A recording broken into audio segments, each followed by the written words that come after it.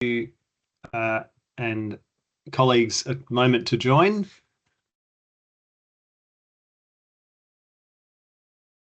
Welcome everyone to the information session about upcoming registry deployment. We'll just give people a couple of minutes to join before we start.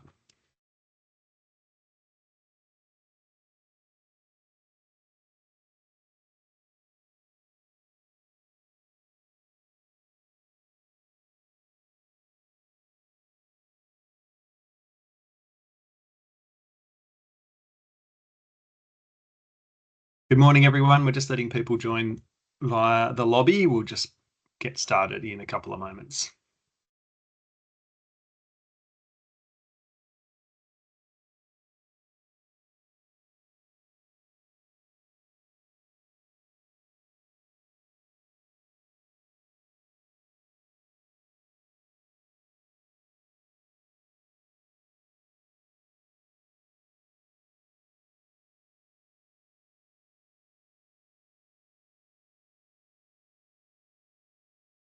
Welcome everyone. People are just filing in via the lobby, so we'll give people a couple more moments to join and we'll get started.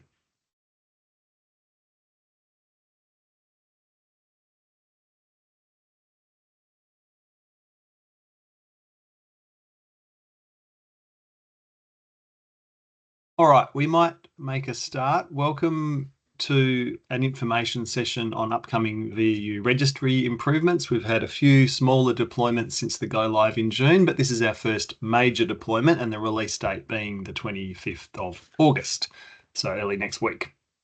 Thanks for making the time this morning.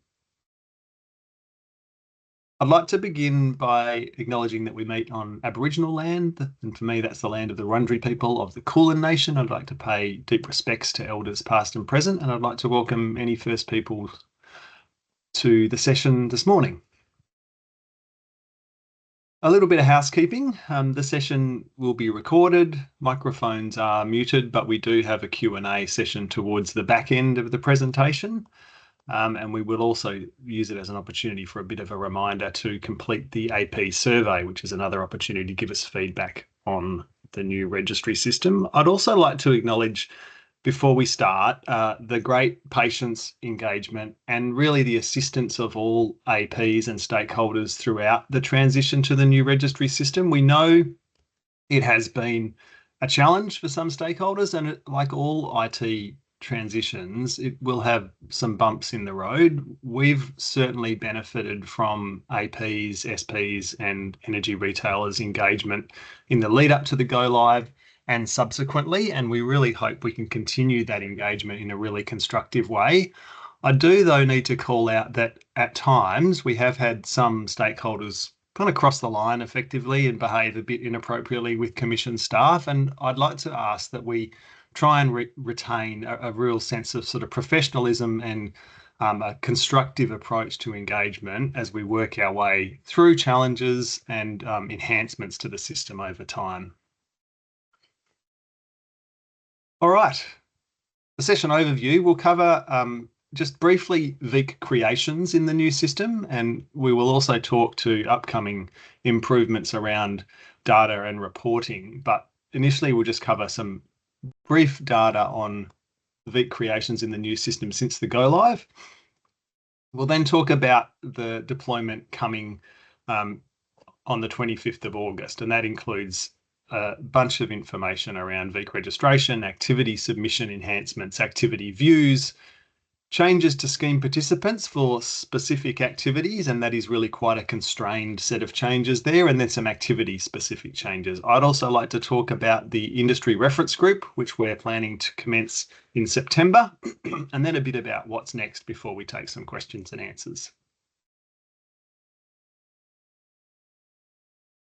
So first to some sort of program level data about VEC creations, and we have seen a very busy period throughout June, July, and to date in August in terms of VEC creation. So you can see on the slide here, this is all of the VECs created across the program, including pending, withdrawn, and registered, and at sort of historical levels compared to the last few years. So over 700,000 VECs created in June and July, and we're on track to do the same in August. Now, that in some ways is a very good thing because it demonstrates that the new system is working and that people are able to access, engage and create VEECs in the new system. But it also highlights, I think, a pressure in the program that we are seeing very high levels that require assessment and registration. And as we've communicated previously, we are applying additional scrutiny across the program to ensure integrity of VEECs. And we appreciate there's a bit of a tension there. But and again, thank you for your patience and your engagement as we work through the transition in a really busy period. So to break that down into a little more detail across the next slide, and we can provide some more information on this as part of the pack that follows. When we publish this pack in the video, you'll see continuing high performance from space heating and cooling, and at least up until the end of July, a really strong profile for commercial and industrial heat pumps. Now, we do anticipate that some of that will drop off or will move to other heat pump activities, perhaps 1 or 3, given the recent changes to the policy settings. And we also note that the dip into August is really reflective of a August to date issue rather than projected fall. It's just we're only halfway through August, and so creations to date aren't quite at the levels. But that sort of gives you some indication as to the strength of the program and which activities are generating the most VEECs. So on to the system enhancements. The downtime will be from 6 a.m. to 10 a.m. on Monday, the 25th of August.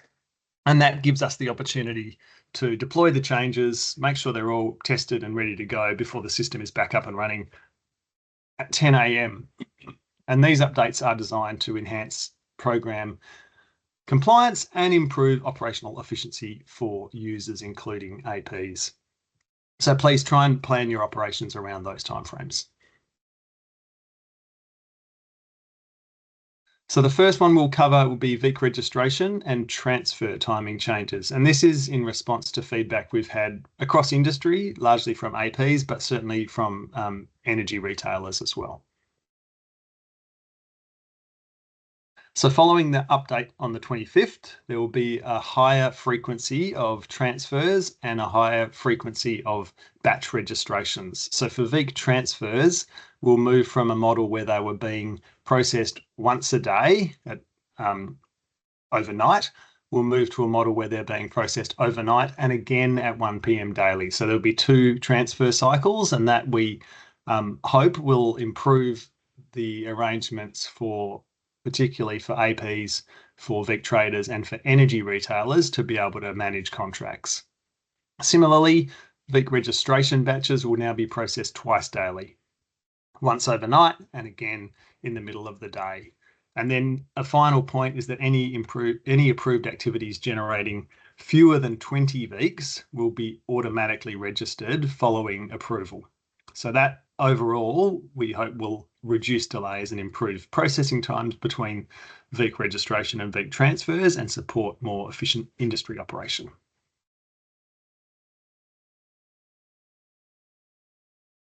The next section is about activity submissions.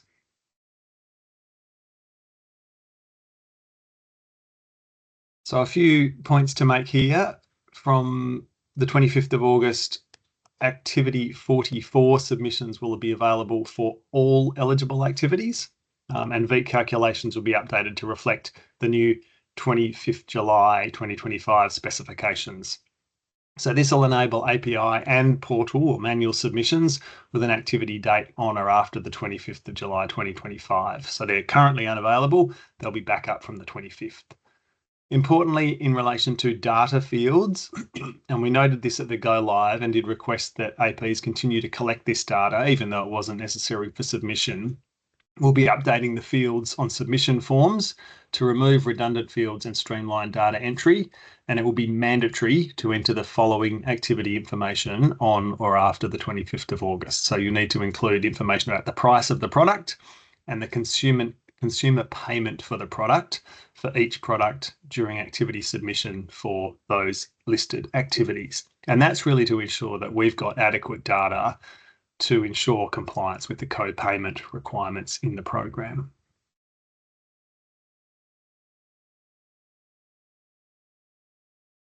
Registry and API submissions will prevent submissions of activities where the VEECs calculated are 0 from the 25th of activity, and that does exclude 22 and 24. We'll get to those details later in the presentation. So the next theme is changes to the activity view from the portal.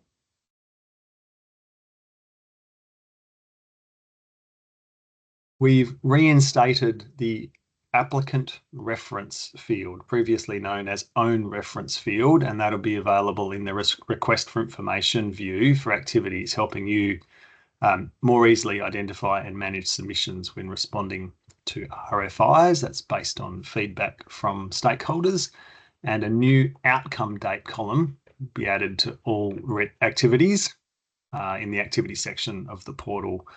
That appears next to the created date column, making it easy to track the progress of your activities and reconcile certificate creation. So you have created date, which shows when the activity was submitted, and the outcome date, which shows where the activity was either approved or refused. Now, both of those is based on feedback we've received from stakeholders since the go live. And we're committed to continue to evolve the system to meet the needs and address the pain points of stakeholders.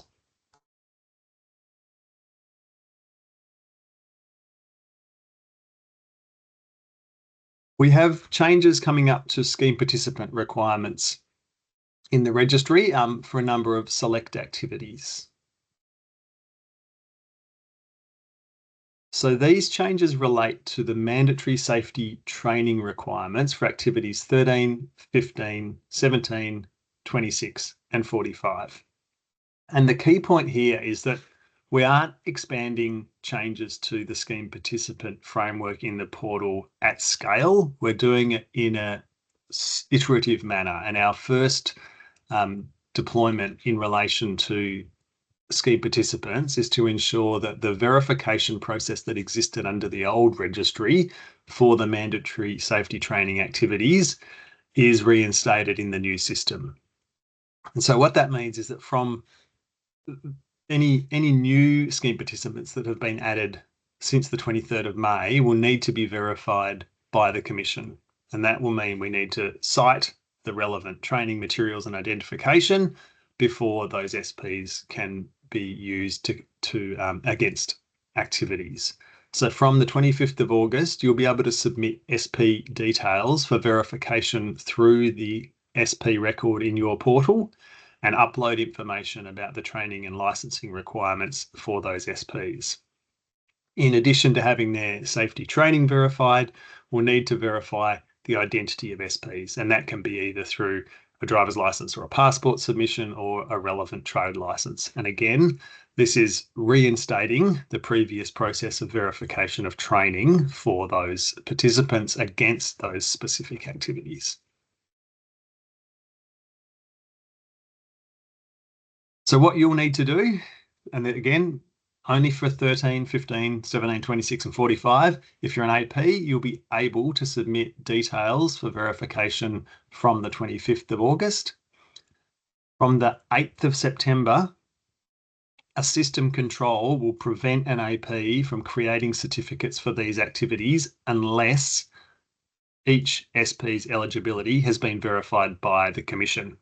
Now, if we're talking about SPs that were migrated from the old system, then that eligibility has already been captured and they will be eligible to use against an activity and they will pass that system control. We're only talking about SPs that were created by APs in the system since the 23rd of May that will need this additional verification step. In the meantime, we recommend collecting the required information in advance so that you can submit it promptly once the system updates go live.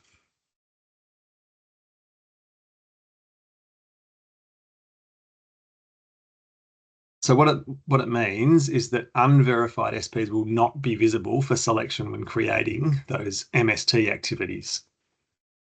And that includes API submissions, which include unverified SPs. So they'll be blocked from submission and receive an error message. If you're using a trade license, so a registered builder, for example, that must be valid for the activity date if used for verification. Again, only with reference to 13, 15, 17, 26, and 45. And the training has to have been completed before the activity date to be eligible for the activity. You'll be able to see all of this and view and update that information on records through the portal.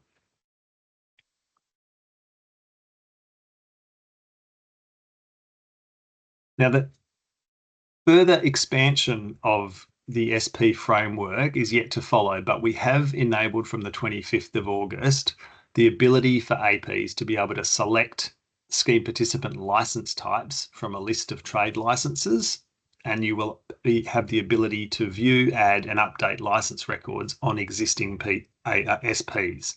Now, this applies outside of those specific activities.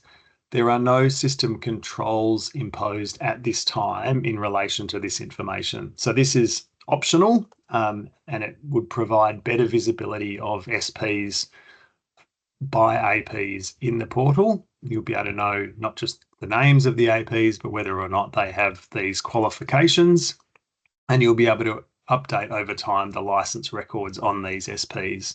But I reiterate, at this stage, there is no system controls in relation to this, and this is an optional opportunity for APs, and we will engage further if we seek to expand this and impose any controls in relation to this information in the system.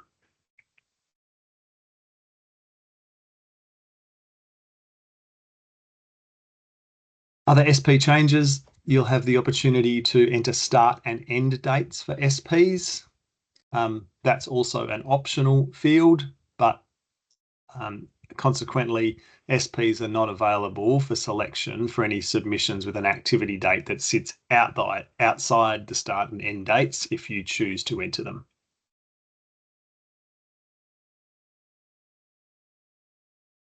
Now going to some more activity-specific changes. Activity 6, submission updates. If you're submitting multi-split systems, either via the API or the portal, we need information on 2 new mandatory fields: the total cooling capacity of the indoor units and the total heating capacity of the indoor units. Installation limits will also be added to new Activity 6 submissions. And these limits apply to both the ducted and non-ducted product categories. The purpose of this is to help to ensure that V calculations align with the specifications and improve the accuracy of submissions, reducing the likelihood of errors. And we note that 6C and 6G are not eligible for residential installations. Activities 22 and 24, as you know, were not initially available under the new registry. They will now be available for submission via the portal, but not yet via the API. Now, we know that these are at a program level very low volume, low generating activities. We don't see a lot of program activity in relation to program 22 and 24, but they are available under the scheme, and this means that APs who offer these services will now be able to include these in their submissions. You will note, though, if you seek to make a 22 or a 24 submission, that the activities will generate 0 VEEKs in the system. And that's an exception to the comment I made earlier. The final VEEK values will be calculated manually by staff and entered into the system prior to invoicing. If you want to calculate the potential certificate volumes for 22 and 24, you can continue to use the VEEK calculator in the old registry or refer to the specifications. It's a relatively simple calculation for 22 and 24. For activity 34, there's a new HVAC field, which is mandatory for all activity 34 submissions via the API. It was optional, and when it was optional, missing data was leading to calculation errors and discrepancies in VEU creations. So we've made it compulsory so that we can ensure that VEU calculations are accurate and consistent with the expected outcomes under the program rules and specifications.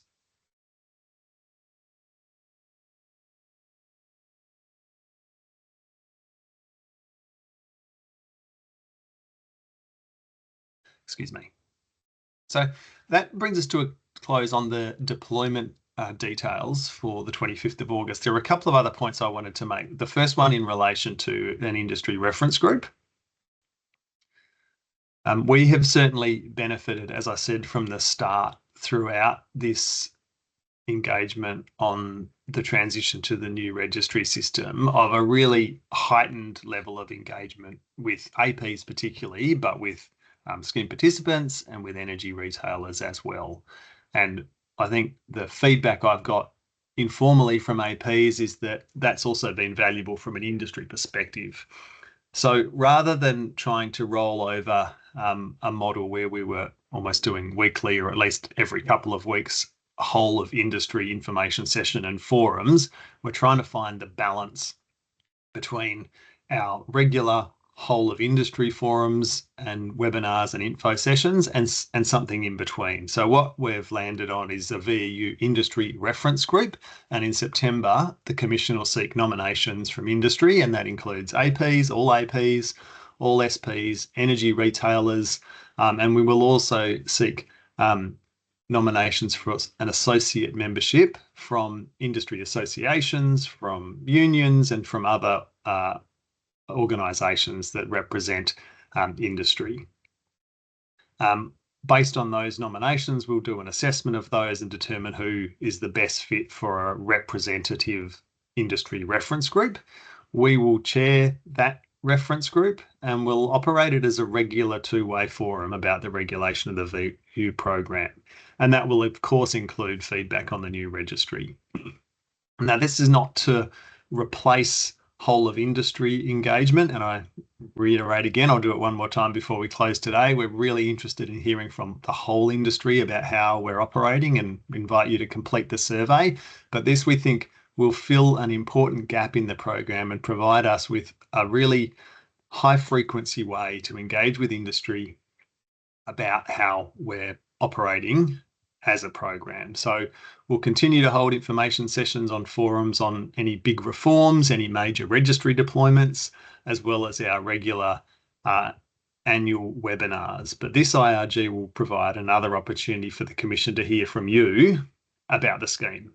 And what we want to know is really opportunities for efficiencies and improved outcomes for consumers, for industry, and importantly, we want to identify and tackle areas of emerging risk that will threaten program integrity, because the earlier we can identify that, the earlier we can intervene, either with policy fixes via the government or through compliance and enforcement programs of the Commission, tighten up program integrity and improve reputation of the program.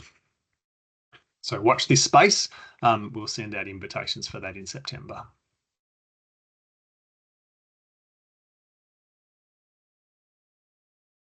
On to what's next. Now, we know that in addition to improvements to the functionality of the portal for submissions, there has been a great appetite for improved data analytics and transparency and functionality to be able to export and manipulate both program level data and activity level data relating to individual APs and energy retailer accounts. So we're excited that we're pretty close to a Power BI integration to the Salesforce registry, which will enable that level of functionality. We're doing UAT, user acceptance testing within the program at the moment, and we had considered whether or not we want to do a round of external UAT. Where we're likely to land with that is, rather than doing an external UAT on the Power BI integration, we will just deploy it. And so we'll deploy a sort of beta Power BI integration, which will have full functionality, but we're really conscious that this is a capability that the industry has been crying out for since the go live. And rather than doing a sort of test cycle before a launch, we think, let's launch it. We think it will offer immediate benefits to all users and help fill some of the gaps that have been identified since the go live. And of course, we would welcome your feedback on it and look to enhance that Power BI integration over time. So I'll invite, if the opportunity is available, a brief showcase of the Power BI capability. So Terence, if you're on the call and you can share your screen. And I welcome Terence, who many of you will know as a critical part of our registry team. And Terence, if you'd like to briefly take us through what we see on the screen. Well, thanks, Dan. So what you're seeing here is the product register, and it's a good example of something we've built that is something that we've been publishing on the website. I've just chosen activity 15 here, but I can go back and show you how the product filter works. So we've got all the products in the registry. You can filter and select the products in the drop down. So for 15, and then I can click on the product details and look at all the details for that product, the status, whether it's legacy, effective from and to dates, any relevant fields on any product, and be able to actually then filter on brand. So if I want to look at anything that's, let's say, BioSeal, I can just filter. There's one product, as you can see there. If I go to a different product group, so in different brand, you can see that there's more there, and then I have the ability to export the data, which will be very helpful for everyone on the call. There are other registers. I'm not going to go fully into every register, but the ability to export the data is certainly there. Acknowledging this is not a production environment, so there will be slightly different data in the production environment once this goes live. That's certainly the product register. There are obviously other products that have more fields, so something along the lines of so activity 34, which has a lot more fields. You can see the different displays, whether or not certain fields are ticked or not, and again, the effective from and to dates. There's also registers for accredited persons, which really aligns with the old registry. So there's a list there of all the accredited providers. We've also got a list of the PBA projects, the method, etc., list of M&V professionals, acknowledging, again, this is a test environment, so there's not production data in here for certain aspects, and then a list of the scheduled activity premises, the addresses, postcodes, etc., which very much aligns with the previous registry. And then I'll go over into the activities register. So the ability here to sort by activity type, as well as activity date. So there's filters here, selecting a date. I'll select something that's been recent. Scrolling down. Let's look at there's 12 activities here. You can see all the activities in the registry from that date, and the activities. I can also clear the filter, search by activity type. So let's select 17. Go through 34. Again, you're seeing the activities. Again, this is going through testing, but I just wanted to give you a sense of what's been built. Thanks very much, Terence, and I appreciate you doing that on short notice. I did request from the team that we have some show rather than tell. We've been talking about improved data capabilities in the system since before the go live, and we know there's a real appetite for a level of capability which is essentially equivalent to the previous registry system. And as Terence said, this will bring us pretty close to that scenario. I think, Terence, due to the fact that we're still in the test cycle, we didn't present the VEEC summary page as part of that publicly available information in that sort of very quick tour then, but that would also be available as well for people to filter, search, and critically export at a high volume for their own use within their own operations for analysis, business development, and other opportunities. So we're really keen to get that out there. Now, as I said, we're in the middle of UAT. We think we're still a couple of weeks away. We had considered an external UAT cycle for that, but we think it is preferable, given the appetite for that we just get it as quickly into deployment and launch it so that people can play with it with the live data. And if they've got feedback and requests for further enhancements, then we can consider that as part of prioritisation of system improvements over time. So thank you, Terence, for that. And a huge thank you to you and the team for the hustle to develop that. And we really look forward to getting that out into the hands of industry. So I think we'll go back to this slide deck. And I think now, following the brief tour of the Power BI integration, we will move into questions and answers. So just give me a moment to collect myself and I'll get answering. While I do that, you can see on the screen how to post a question. I feel like we've been through this on so many occasions.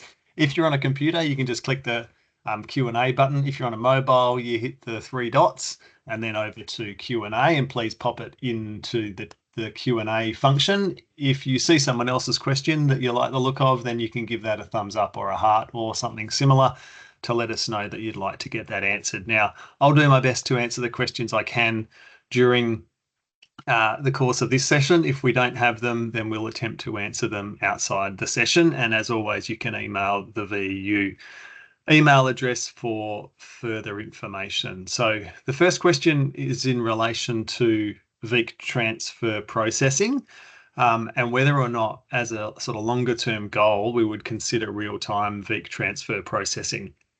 I think I can say yes, it is a longer term goal. The reason why we're moving through advances and enhancements to VEEC transfer processing and VEEC registration is because when the system transfers particularly large volumes of VEECs or registers large volumes of VEECs, it does impose an additional processing demand on the system. And so we quite deliberately introduced it as an overnight run initially to ensure that that was happening at a time where processing power was available and it minimized risk. We're now at a point that the system's been sort of relatively stable for a few months that we can now move it into a twice daily cycle, and we'll certainly consider whether we can expand that in the future. We have not yet made advances, certainly not in this deployment, for duplicate justification.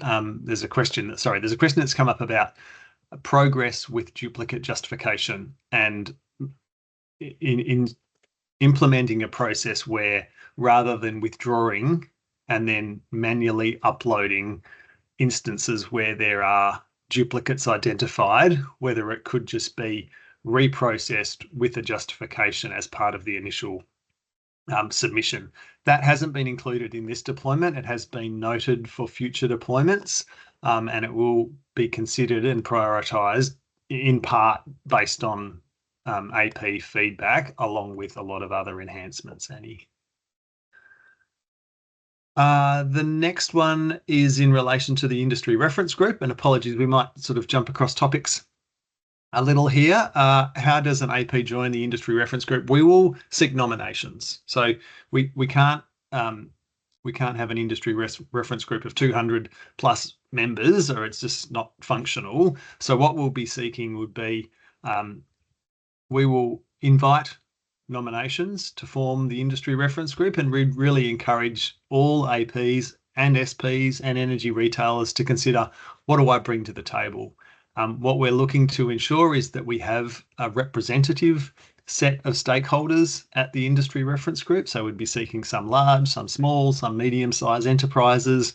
We'd be seeking different sorts of operations, from pure aggregators to historically trade-based operators, big, small, and otherwise. So if you are interested, it's really, do you bring something, a constructive position? Will you bring well-sourced information and a constructive approach to the industry reference group? And then we'll consider the applications we get and make a determination as to who gets an invitation to the IRG. There will be, as part of the terms of reference, a cycle of renewal. So we won't get stuck. That's a bit negative, but we'll have a cycle of renewal of membership of members of the IRG as well, so we don't get stuck with a particular set of stakeholders. And then we'll report back to industry on the end of each industry reference group meeting. Will SPs be able to be managed through the API in the future? That's a good question. I don't think it's currently a priority for API development, but like all of these comments and questions, they all get fed into our backlog. And if that's a matter, particularly, I guess, if we expand the way SPs are managed and their data managed, and the system rules in relation to their use across the program, that we think API integration would be a benefit, then we can consider it. But at this stage, SPs are only managed through the portal.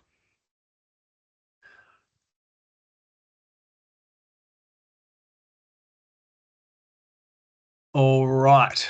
Unsurprisingly, Terence, if you'd like to jump on the mic or on the screen, there are some questions about the Power BI integration.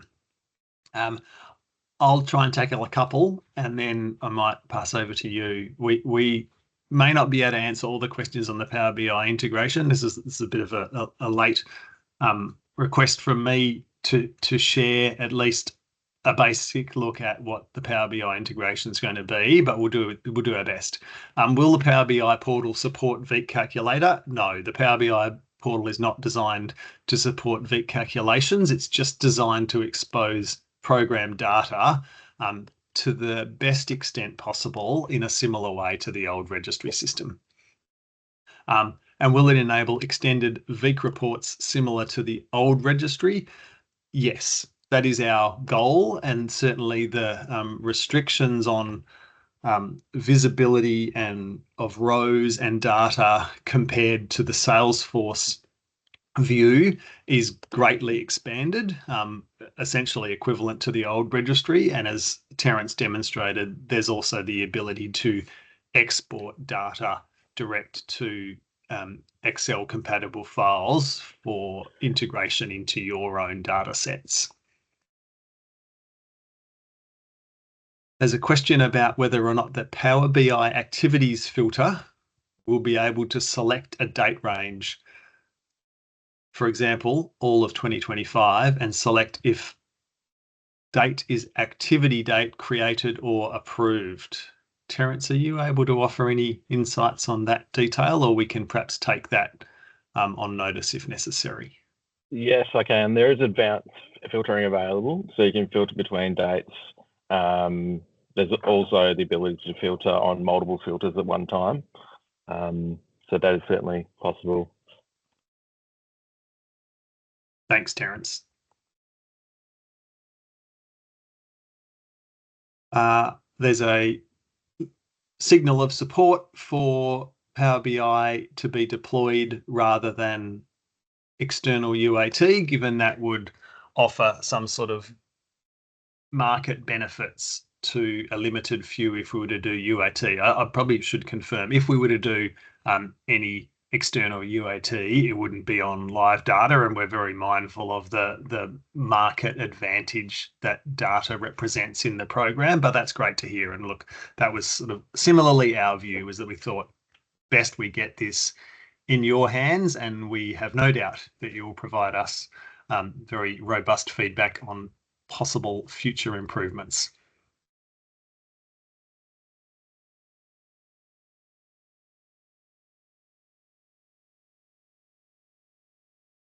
A question about activity submission fields. Will the program require capturing the price of product and consumer payment per each product rather than for the job or activity as a whole? I might just put a call out to the team if anyone's got any detail on that one. Otherwise, we will take that one on notice. Yes, it is per product, Dan. It is per product. Thank you, Terence.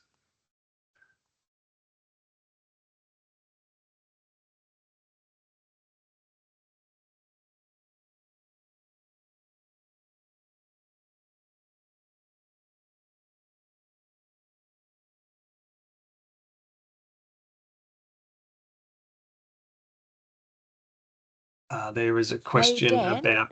Yes. Hi, Dan. I'll just add a little bit of context to that one for you. Sure.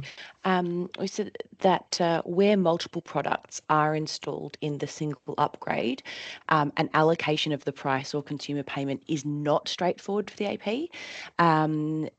APs should apply reasoned discretion on how to allocate these costs, which accurately reflects the price paid by the consumer for the upgrade. So we recognise that sometimes it is more of a bundled situation. So we're asking that they use reasoned discretion to then find a way to allocate them as a price per product scenario. Thanks, Sarah. I'll just capture another question.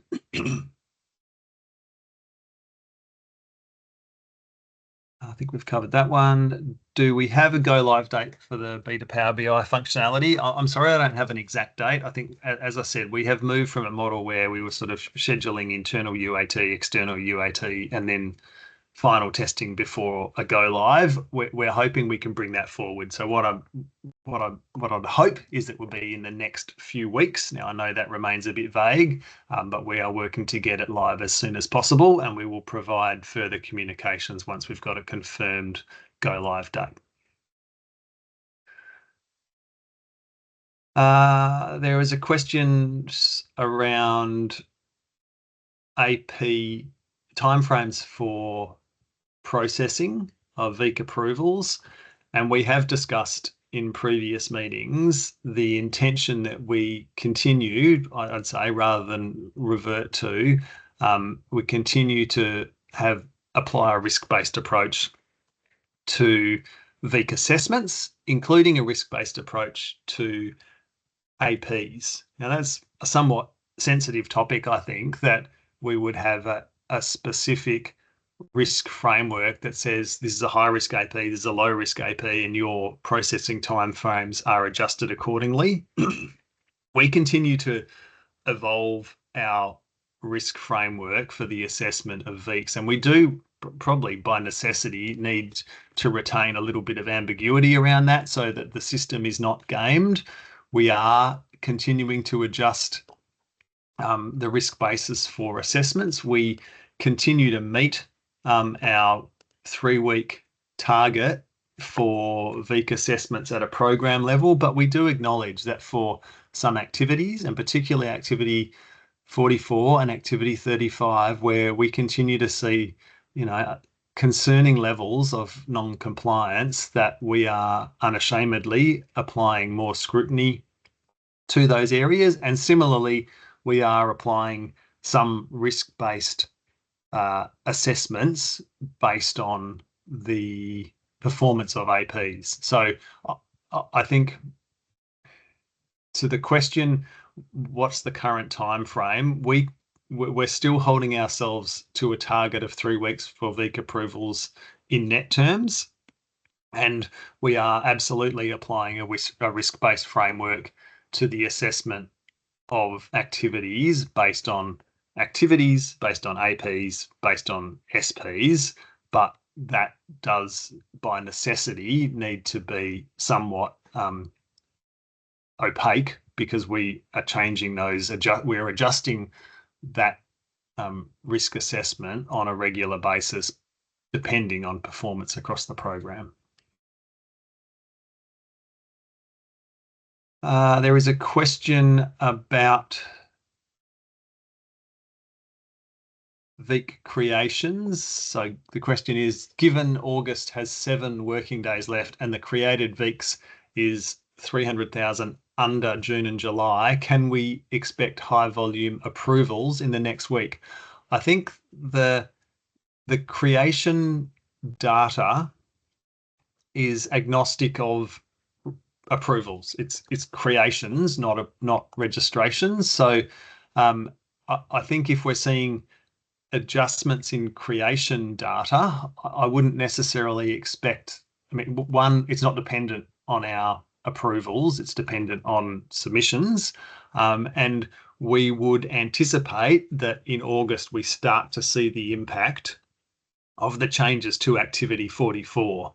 So whilst they only commenced in July, there's typically a bit of a lag in creations, and we would expect that if the hypothesis bears out, that there would be less incentives for some Activity 44 activities and upgrades, then that number may come down a little bit through August, particularly in relation to C&I heat pumps.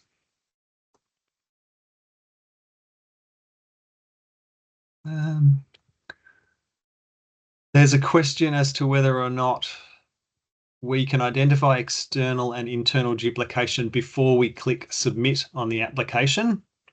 Currently, there's only a notification of that after it's submitted, and the answer to that is no at this stage.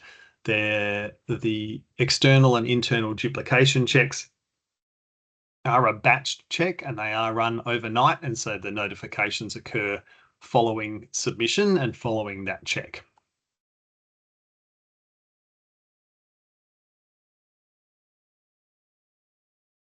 Now, Sarah, feel free if you've got another one you want to jump on, or Terence, otherwise I'll just filter through these questions and find another question to answer. There's a question about is there functionality being developed that allows APs to view all activities currently under assessment, i.e.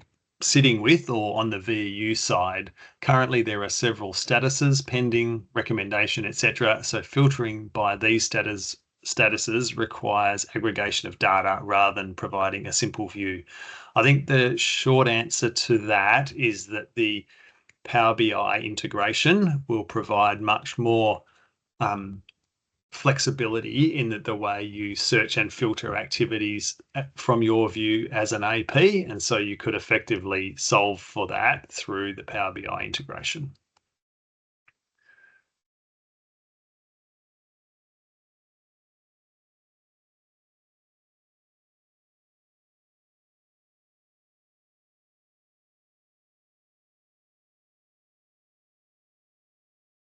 Sorry, folks, I'm trying to keep up with these questions. There is quite a few. So the question about SPs, can we make SPs register themselves on the new system and be able to select which APs they'll be working with? In that way, the SPs are more held with integrity as it removes an AP handling their data and credentials. Look, I'll take that on notice. I think one of the features, or one of the goals of the integration of SPs into the portal was to ensure that APs took accountability for their SPs, and creating that chain and connection between APs and SPs. So while we appreciate that, SPs will need to pass over some data and credentials in that respect, our starting position is that it's important that APs know who their SPs are and take accountability for them.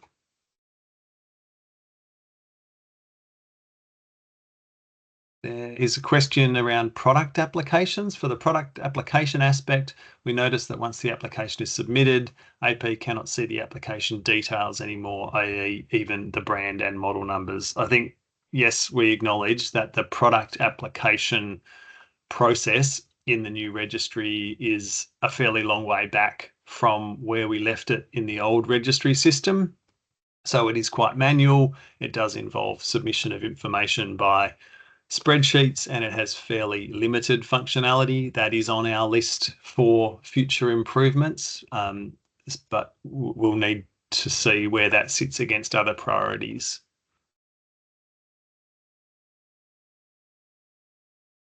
This question goes to data extracts from Power BI. Will there be any limitations on how much data can be extracted from the Power BI? And will an AP be available in the register in future to extract data? So I think in the first instance, there are some inherent limitations on how much data can be extracted. Primarily, that's around your privacy and commercial information. So naturally, you can only expose and export data at a program level. That does not include personal or private information or commercial information, but you don't have a limitation as to how much data you can pull out. If you are looking at the Power BI integration from your view as an AP, then there is not really any limitation on the data that you can extract, because that commercial and that private information is already within your control as an AP. Leave that with me, Dan. I think there may be some limits around the size, but leave that with me to answer whoever answered that question. I think I don't have the exact number. It's certainly better than what's currently there in Salesforce, which I believe is 2,000. So yeah, my understanding is that from a sort of row availability, it's in line with the previous registry. So if you went for a whole of program across the life of the program type export, you might be blocked, and you might need to break that down into chunks. But largely, it's in line or exceeding capability of the previous registry in terms of those volumes and number of rows visible. Yes. Will it be available via an API in the future? That's certainly something we can consider. I think, again, like consistent with the previous comments on, do we do UAT or do we just go to a beta? We want to get it in your hands. You'll tell us about how usable it is and where the constraints are, and we can consider how important filling those gaps are in the future, recognizing that there's a lot of demand for future improvements.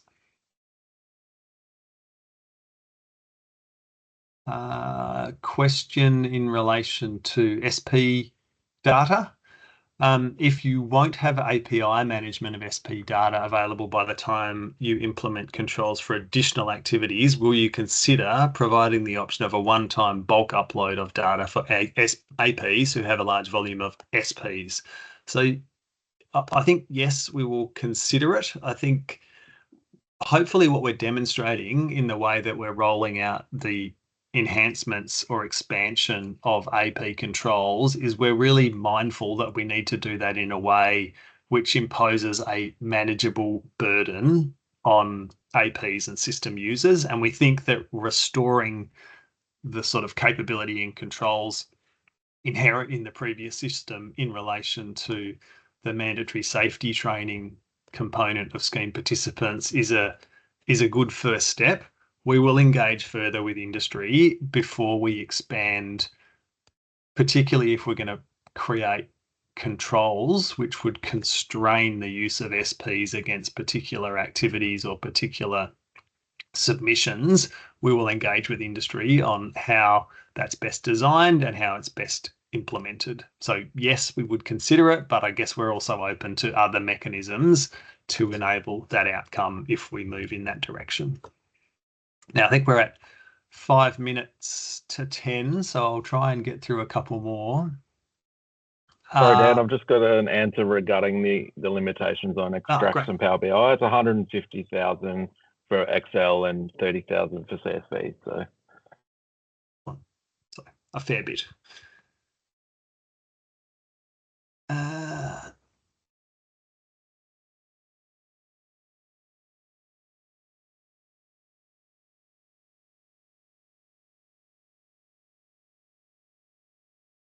Sorry, there's a couple of questions where we may need to seek further information. So if if your question isn't answered in this session, then we would encourage you to put it through to the VEU inbox, and we'll do our best to respond or provide a summary response.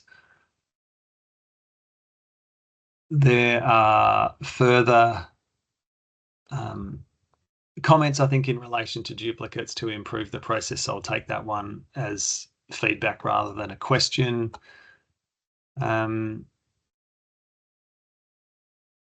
SP trade details, optional or required from the 25th. We'll send out this pack again as further advice, but the only SPs where a system control will limit the use of a particular SP are for those mandatory safety training activities. So for all other APs, activity 6, activity 44, etc., these are not mandated controls to include trade license details, and we won't be doing verifications. So for those, it's optional, but we would encourage APs to start to explore what benefits might that provide over time. And as I said before, if we want to roll out further controls in that space, then we will do some further industry engagement. So it's only the mandatory safety training activities for which the 25th August and 8th of September deadlines are relevant. I think that about wraps up the questions, Dan. I would say that there's one or two there that I'd recommend those questions maybe get sent through via the portal. They're a little bit more specific to individual businesses. Feel free to send them through using your contact us button in the portal. But other than that, I think you've covered what we've got there probably just about right on time. All right, well, that was very well timed. Thank you, team. So we will, couple of quick reminders before we close. And again, thanks everyone for your time and engagement. This is a really important one. We survey APs on an annual basis so that we can understand your attitudes to the VEU program. The more responses we get, the better data we've got and the better we can tailor program delivery and program regulation. So the survey closes at 5 p.m. today. It's not going to be extended beyond that, and you will have an invite via email to that survey. We're really interested in your feedback. There are questions that go to the functionality of the new registry, and this is a great opportunity for you to put your priorities forward for future improvements and to identify areas where you are having challenges. So please, if you haven't already, you and your staff complete that survey, and we'd really value your feedback. And that brings us to a close. So right on 10 o'clock, thank you very much, everyone. We will bundle up this pack and we will publish this and the session as well as other information. And then if you need further advice on the 25th deployment, we encourage you to have a look at the comms from last week. And if you've got further questions, as Sarah said, please make a submission via the Contact Us link in the portal. Thanks everyone for your time. We'll be in touch soon.